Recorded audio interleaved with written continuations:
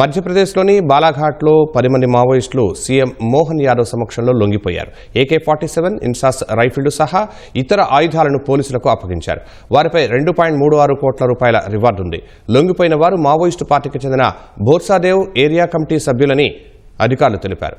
మధ్యప్రదేశ్లో మండల జిల్లాతో పాటు సరిహద్దు ప్రాంతాలైన మహారాష్ట్రలోని గోండియా జిల్లా, ఛత్తీస్గఢ్లోని కవర్దా జిల్లాలో వారు మావోయిస్టు కార్యకలాపాల్లో పాల్గొన్నట్లు వివరించారు. 10 మంది లొంగుబాటుతో డిండోరి మండల జిల్లాలు మావోయిస్టుల ప్రభావం నుంచి పూర్తిగా బయటపడినట్లు సీఎం మోహన్ యాదవ్ ప్రకటించారు. ఆయుధాలను వీడి జనజీవన స్రవంతిలో కలిసే వారికి 15 ఏళ్ల పాటు పునరావాస ప్యాకేజీ అందిస్తామని చెప్పారు. లొంగిపోని వారిపై కఠిన చర్యలు తప్పవని హెచ్చరించారు.